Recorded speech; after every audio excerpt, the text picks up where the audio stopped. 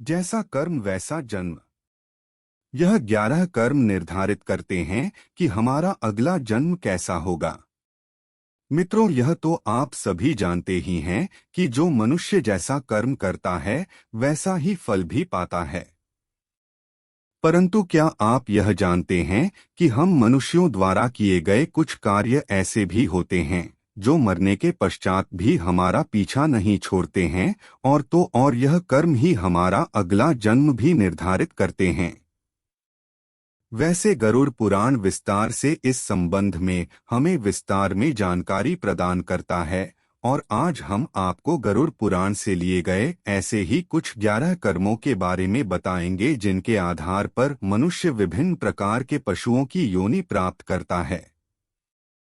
तो चलिए एक बार हम विस्तार से प्रकाश डालते हैं गरुड़ पुराण के 11 बिंदुओं पर। जय श्री राम मित्रों, वीडियो को लाइक और धार्मिक शांति मार्ग चैनल को सब्सक्राइब जरूर कीजिएगा। नंबर 1, मित्र से छल करने पर। इस संसार में मित्रता का रिश्ता बड़ा ही गहरा और अनूठा होता है। कहते हैं कि सच्चे मित्र की पहचान बुरे वक्त के आने पर होती है, और एक सच्चा मित्र अपने प्राणों की आहुति भी दे सकता है। किंतु मित्रों, तब क्या हो जब कोई सच्चे मित्र को ही ठगने लगे।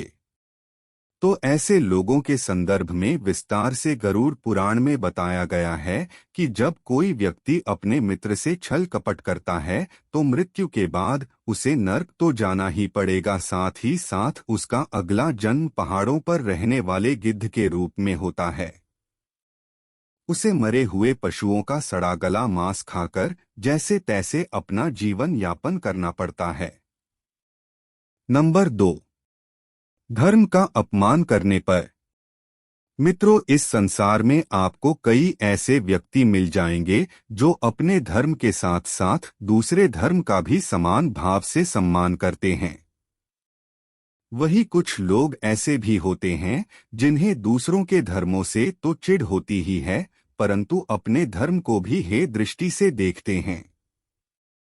ऐसे लोग पुराणों में लिखी हुई बातों को नजरअंदाज करके अपनी अल्प बुद्धि का परिचय देते हैं। इन लोगों के संदर्भ में गरुड़ पुराण कहता है कि मरने के पश्चात इन्हें नर्क तो मिलेगा ही साथ इनका अगला जन्म कुत्ते के रूप में होगा। ये श्वान अपने स्वभाव के कारण गलीगली में भौंकते रहेंगे, परंतु न तो कोई इनकी बात गौर से सुनेगा और न ही कोई प्रतिक्रिया व्यक्त करेगा। फिर जब इन्हें अपनी भूल का आभास होगा तब जाकर यह अपनी स्वान की योनि से मुक्त होंगे। नंबर 3, अपनों का अनादर करने पर। दोस्तों, इस संसार में किसी भी मनुष्य का जीवन बिना उसके परिजनों के सहयोग के संभव नहीं है, और इसमें माता पिता और गुरुजनों की तो बात ही अलग है। आप तो यह भली भांति जानते ही हैं कि किसी भी मनुष्य को शिखर पर पहुंचाने का कार्य केवल गुरु ही कर सकता है।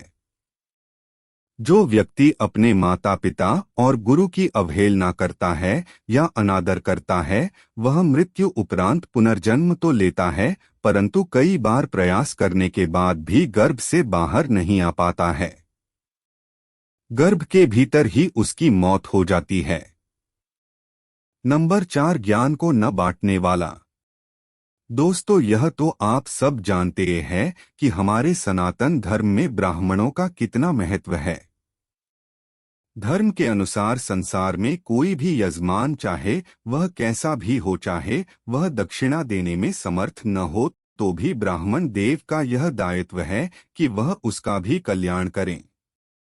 परंतु यदि कोई ब्राह्मण ऐसा नहीं करता है तो इस जन्म में तो उसकी ख्याति खराब होएगी ही, अपितु अगले जन्म में उसे बैल बनकर इस धरती पर आना होगा और फिर उसे आजीवन अपनी कृत्यों पर पश्चाताप करना पड़ेगा। नंबर 5, चालाकी करने वाला। इस संसार में ऐसे कई लोग हैं जो अपने कृत्यों से सभी का हृदय जीत लेते हैं, परंतु वहीं कुछ लोग ऐसे भी हैं जो अपनी चालाकी से सीधे साधे इंसानों को मूर्ख बनाते रहते हैं। ये आजीवन ऐसे ही खाते हैं।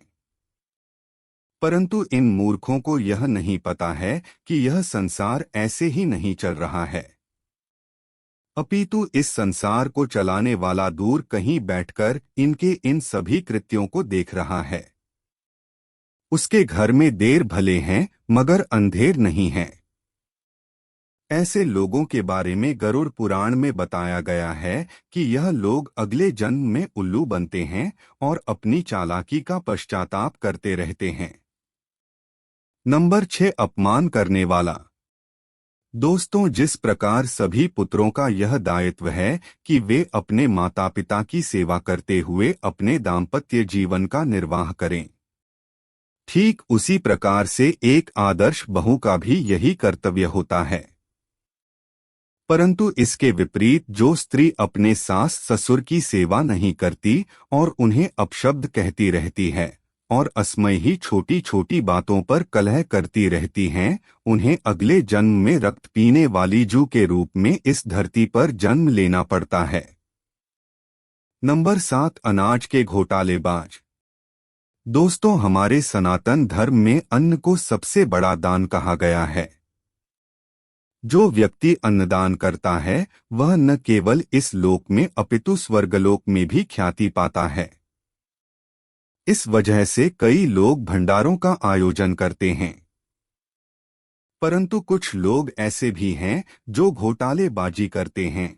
ऐसे लोगों के बारे में कहा गया है, इनका अगला जन्म छछूंदर या चूहे के रूप में होगा और यह अनाज के एक एक दाने के लिए तरसेंगे। नंबर 8, गाली देने वाला। सना मनुष्य के कंठ में मां सरस्वती का वास होता है, इसीलिए शास्त्रों में बताया गया है कि मनुष्य को कभी भी ऐसे शब्द नहीं चाहिए जो दूसरों की भावनाओं को आहत करें। परंतु फिर भी कुछ लोग अपशब्द कहने से बाज नहीं आते हैं और छोटी छोटी बातों पर अन्य लोगों को गाली देने लगते हैं। कई बार तो इन्हें तुरंत ही जवाब मिल जाता है, परंतु अगले जन्म में यह बकरे के रूप में इस धरती पर आते हैं और ये किसी न किसी कसाई के हत्थे चढ़ जाते हैं। नंबर 9, काम वासनायुक्त दृष्टि वाले लोग। दोस्तों, इस संसार में कई मनुष्य ऐसे हैं जो स्त्रियों को बड़े ही सम्मान की दृष्टि से देखते हैं। उनके मन में स्त्रियों के प्रति किसी भी प्रकार का विकार या दुर्भावना नहीं होती है। वही इस संसार में कुछ ऐसे लोग भी हैं जो प्रत्येक स्त्री को हर समय बुरी नियत से देखते हैं। उनके मन में हर समय बस काम भाव ही चलता रहता है, परंतु उन मूर्खों को यह पता नहीं है कि भले ही इनकी वासना के बारे में किसी को पता चले या न चले, भले ही इनके कृत्यों के बारे में कोई जान सके या ना जान सके, परंतु ऊपर वाला इन्हें देख जरूर रहा है और समय आने पर वह इनका न्याय जरूर करेगा।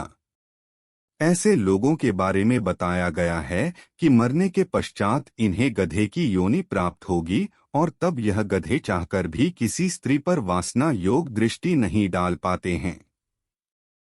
नंबर 10, व्यभिचार करने वाली। इस संसार में ज्यादातर स्त्रियां पतिव्रता होती हैं और उनके मन में अपने पति के अलावा किसी भी तरह का विचार नहीं आता है। परंतु सभी स्त्रियां एक जैसी नहीं होती हैं और वे स्वभाव से बेचारी नहीं होती है और विवाहेतर संबंध बनाने में रुचि लेती हैं। इनके कृत्यों के कारण इन्हें कई बार समाज में अपमानित होना पड़ता है, परंतु इनकी अक्ल तो तब ठिकाने आती है, तब इन्हें छिपकली या चमगादड़ के रूप में इस धरती पर आना पड़ता है। नंबर 11, जहर खाकर मरने वाले। दोस्तों, शास्त्रों में हमें यह बताया गया है कि मनुष्य का जीवन हमें बड़ी कठिनाइयों से मिलता है, परंतु फिर भी कुछ लोग के सांसारिक बातों से घबरा जाते हैं और भगवान द्वारा दिए गए इस अमूल्य जीवन को व्यर्थ ही गवा देते हैं। ऐसे लोगों के संदर्भ में गरुड़ पुराण कहता है कि इन्हें अगले जन्म में सर्प बनकर अपनी भूल सुधारनी पड़ेगी, तब कहीं जाकर यह परमात्मा द्वारा दिए गए इस अमूल्य जीवन की उत्कृष्टता को समझ पाएंगे। तो मित्रों, यह वे योनियां हैं जो मनुष्य को अपने अपने कर्मों के हिसाब से मिलती है। अगर आपको यह वीडियो पसंद आया हो तो वीडियो को लाइक कर धार्मिक शांति मार्ग चैनल को सब्सक्राइब जरूर करें।